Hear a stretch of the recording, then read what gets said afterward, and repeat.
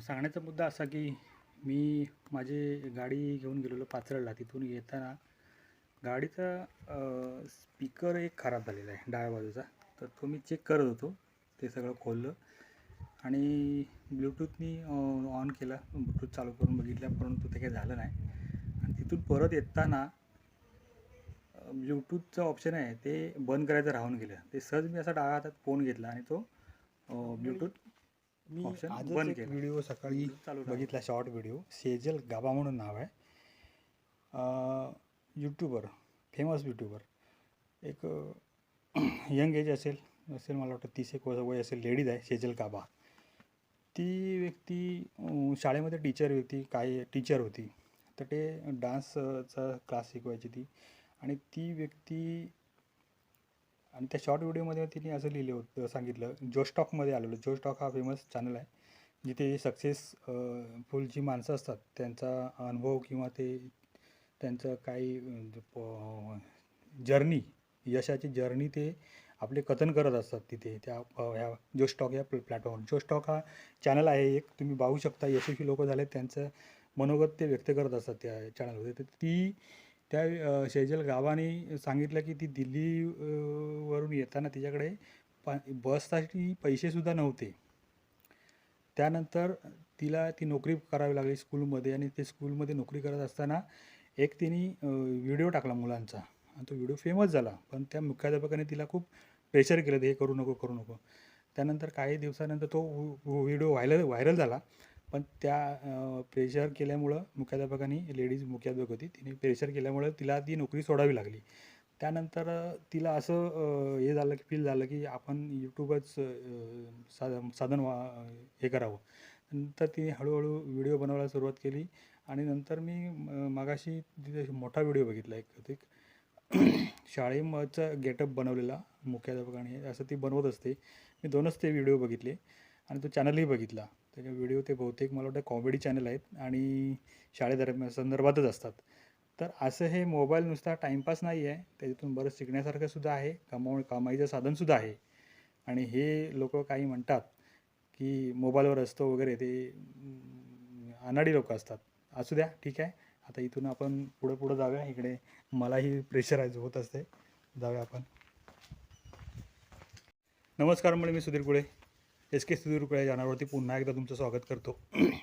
आज मी तुम्हाला व्हिडिओ दाखवणार आहे, किंवा ज्या व्हिडिओमध्ये मी काय सांगणार आहे ते थंबनेल बघूनच तुम्ही विचारात पडलाचा हा नेमकं काय सांगण्याचा प्रयत्न करतो किंवा काय व्हिडिओमध्ये दाखवणार आहे. तर सुरुवात करतो तुम्हाला व्हिडिओमध्ये की आज नेमकं काय सांगतो. बघा कसं आहे, आपण आयुष्य जगत असताना आपल्या आजूबाजूला काही घडामोडी घडत असतात आणि नकळत काही आपल्या म्हणजे आपल्याला किंवा त्रास होत असतो त्या गोष्टींचा. तर कसं आहे, तर म्हणजे आता आम्ही आलो आहे नारळीमध्ये. आता आपण नारळीमध्ये आलो आहे. तर कसं आहे की मी मगाशीच म्हणालो की आपण हे आयुष्य जगत असताना काही इतर घडामोडींचा आपल्या आयुष्यावर परिणाम होत असतो. तर कितपत करून घ्यायचा हे आपल्यावरती असं तसं म्हणायला गेलं तर. पण काही गोष्टी ह्या आपल्याला समाजाकडून ज्ञान मिळत असतं किंवा घेत असतो. तर तसेच काही मलाही अनुभव आलेले आहेत, ते आज मी शेअर करणार आहे. कधी काही गोष्टी चुकीच्या दिसल्या ना, की चुकीच्या घडत असल्या की असं राग येतं, एकदम डोकं हे होतं, हायपर होतं आणि काहीतरी असा वेगळा खूप राग येतो, अशा चिड येते त्या गोष्टीबद्दल. तर मलाही अनुभव आलेले आहेत आणि असं कधी या गोष्टीचा खूप राग येतो. काही म्हणजे एकदम हे व्हावंसं वाटतं, पण तो कंट्रोल करावा लागतो, त्याला काही इलाज नसतो. काही गोष्टी आपण बदलायला जातो, काही गोष्टी बदल करण्याचा प्रयत्न करत असतो, पण त्याला अपयश येतं. तरी मी सुद्धा काही प्रयत्न केले, कारण एकट्याने जग जिंकता येत नसतं असं म्हणतात. आणि ते म्हणतात ना काही की जित्याची खोड मेल्याशिवाय जात नाही.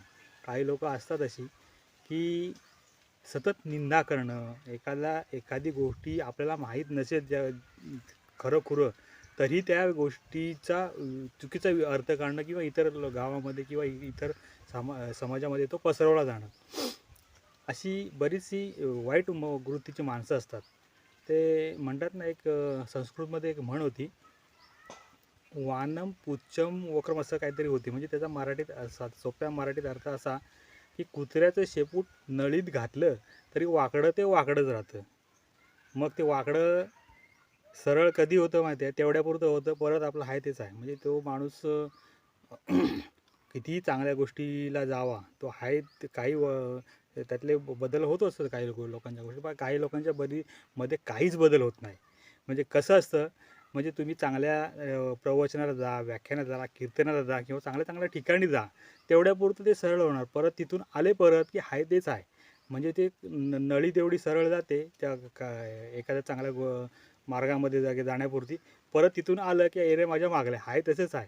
म्हणजे ते निंदा करणं, एवढं याच्याबद्दल लावालावी करणं, त्याच्याबद्दल वाईट वागणं, ही अशी लोकं घाणेरडी समाज आहेत. आणि अशी किंवा भेदभाव करणं ही एक खूप चुकीची गोष्ट आहे. मी आमची गेल्या वर्षी साई भंडारा झाला, ते डेकोरेशन चं काम आहे, बाहेरच्या माणसाला दिलं होतं.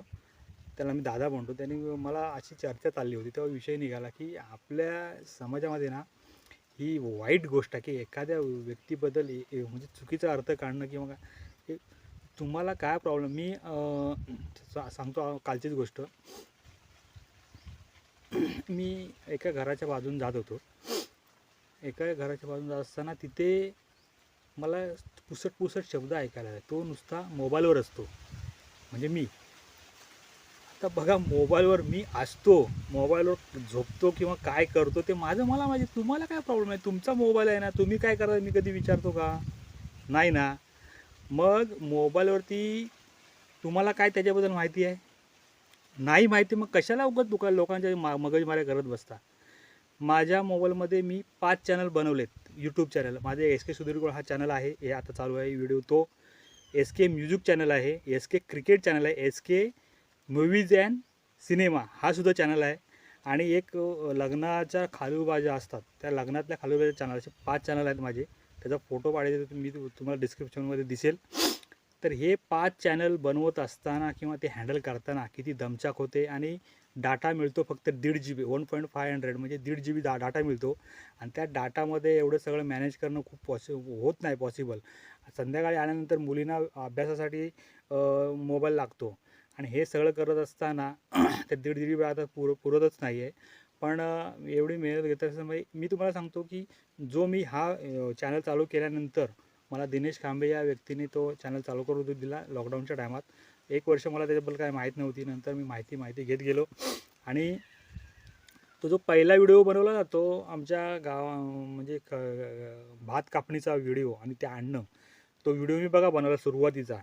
तो व्हिडिओ मी शूट केल्यानंतर मी पहिला हिंदीमध्ये बनवला होता, पण त्यानंतर शुभम पवार पुण्याचा एक यूट्यूबर आहे, त्यांनी सांगितलं की आपल्या लोकल लँग्वेजमध्येच व्हिडिओ बनवायचा.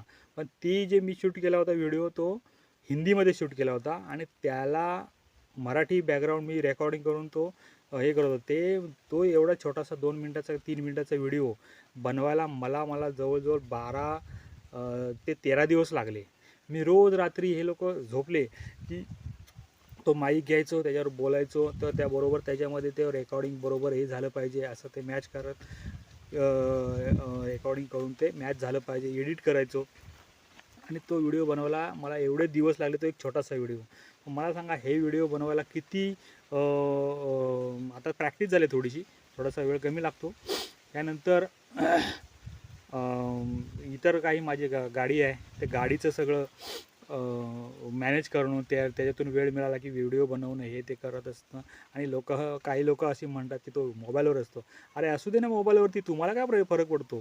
तुम्हाला सांगतो, लॉकडाऊनमध्येच एस फॉर सतीश रटाटे आंबोलीचा, अरे तो मोबाईल लॉकडाऊनपासून त्याने ते चॅनल बनवलं, आज किती ग्रो झालं, त्याला सपोर्ट केला लोकांनी. मोबाईलमुळेच तो मोठा झाला ना. तुम्हाला काय याच्याबद्दल माहिती आहे? त्याच्यानंतर मनोज डे नावाचा माहिती आहे का, हिंदी यूट्यूबर, तो आज करोडोमध्ये कमवतोय, लाखोमध्ये कमवतोय. लॉकडाऊनमध्ये त्याने चॅनल चालू केलं, त्याचा टेक्निकल चॅनल होता.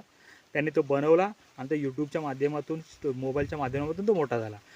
तरच आणि दुसरी गोष्ट मी 2021पासून शेअर मार्केटसुद्धा शिकत आहे. म्हणजे या सगळे चॅनल मॅनेज करून माझा गाडीचा धंदा बघून हे शेअर मार्केट शिकणं, पुस्तक वाचून यूट्यूबवरती नॉलेज घेऊन हे करणं, या गोष्टी चालत असतात. आणि काही लोक म्हणतात तो मोबाईलवर असतो. अरे असू दे, मी काय करतो माझं मला माहिती आहे. आणि मोबाईल नुसतं फालतू गोष्टी की हे रील बघण्यासाठी नसतो, त्यासाठी बरंच काही शिकू पण शकतो माणूस. हे सुद्धा ह्या लोकांना माहीत नसते. काही लोक कमी शिकलेली, सगळ्यांनाच कमी शिकलेली, काही लोक हुशार असतात कमी शिकलेली, पण काही कमी शिकलेली लोक असतात ना, एवढी घाणेरड्या विचाराची असतात ना की विचारू नका. बेकार एकदम सवय आहेत त्यांच्या. खरोखर हे समाजामध्ये लागलेली अशी माणसं कीड असतात, कीड घाण असतात ही. आणि ती एक एक एक कीड आहे ना, ती दुसऱ्याला लागली की तोही माणूस किडत जात असतो. एकाला सगळ्यांना ते लोक खराब करत जात असतात. तर अशी ही माणसं वृत्तीची माणसं असतात. आणि माझी रासच तशी आहे मित्रांनो, की माझ्याबद्दल बरेच गैरसमज पसरवले जातात आणि गैरसमज निर्माण होतात, कारण मी नेमकंच बोलतो, शॉर्टकट बोलतो. तर अशी गोष्ट आहे.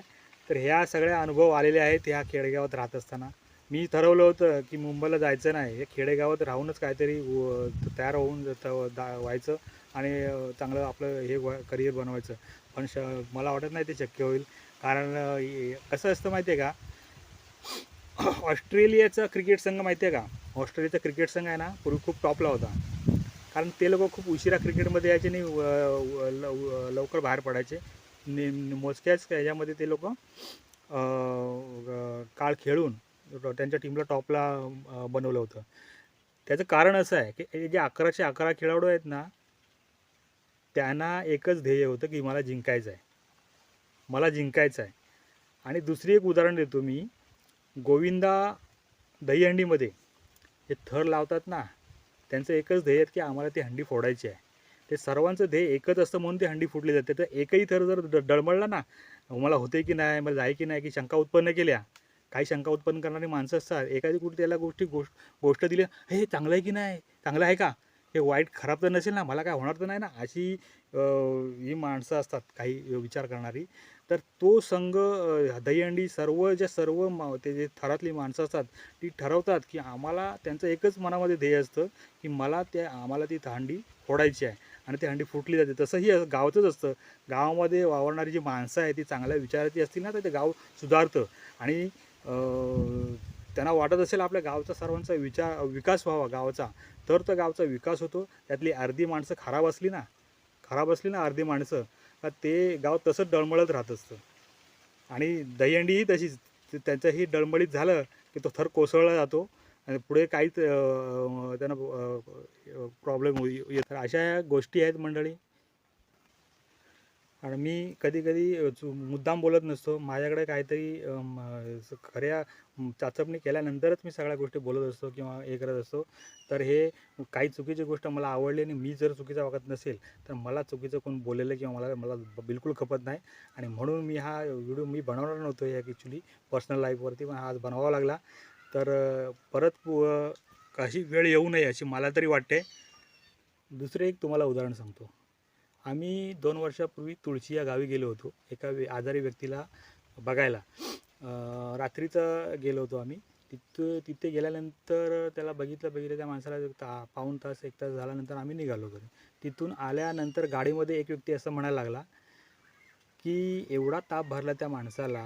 आमच्यासोबतच माणूस म्हणत होता की एवढा ताप भरला त्या माणसाला, एक गोळी तरी द्यायची. एवढं पण समजत नाही. माझं म्हणण्याचा उद्देश हे आहे की तो माणूस, त्याचा जो होतं कोण घरातली माणसं ते तिथे होते. तिथे गेल्यानंतर त्यांना सांगायचं. आम्ही या गाडीत रिटर्न आल्यानंतर परत त्याला गोळी द्यायला जाणार आहोत का? त्यांच्या घरात तुला काय सांगायचं होतं, तुला जर स्वतःला हुशार समजतो तर तू त्यांना सांगायचं ना की तिथे गोळी द्यायची म्हणून. दुसरी गोष्ट, तिथे गेल्यानंतर आम्हाला असं समजलं की त्या गावच्या महिला, बचत गटाच्या महिला 11 वाजले तरी जेवण नाही. एक महिला म्हणाली माझं जेवण बनवायचं बाकी आहे. तर एक व्यक्ती आमच्याकडचा असं म्हणाला की अरे या जेवण अजून बनवलेलं नाही, हे लोक 12 वाजता बसणार मीटिंगला, त्यांच्या सभेला, चर्चेला, बचत गटाच्या. हे ना काय करत असतात. मी म्हणतो तुम्हाला काय करायचं आहे, त्यांचे काय प्रॉब्लेम आहे ते त्यांना माहिती आहेत ना. त्यांना वेळ मिळेल, त्यावेळेला वेळ मिळतो रात्री 12 वाजता. तेव्हा ते बसत असतील. त्यांना जमतं. तुम्हाला काय प्रॉब्लेम आहे का? आणि तुम्हाला जर प्रॉब्लेम असेल त्यानं तिथे असताना बोलायचा, की तुम्ही 12 वाजता का बसता, ते 11 वाजता का बसता म्हणून. असे ही झाली नालायक गोष्ट माणसं असतात. तुम्हाला काय प्रॉब्लेम आहे तोंडावर बोलायचं, पाठीमागून बोलायचं नाही. आणि मला तर पाठीमागून बोलायला मला आवडत नाही. जर समजलं तर मी त्यांचा हे करून टाकतो. तर असे आहेत हे चुकीचं म्हणजे बरेच दिवसापासून माझ्या मनामध्ये होतं हे बोलावं आणि कधी वेळ मिळाली ती सार्वजनिक ठिकाणी बोलून दाखवेन मी नक्कीच एवढी आहे ठरवलेलं आहे. तर मंडळी हा व्हिडिओ मी आता इथे थांबवतो. बराच वेळ झालेला आहे आणि ही जी खंत व्यक्ती आहे असे पुन्हा येऊ नये आणि इथेच मी थांबतो. धन्यवाद.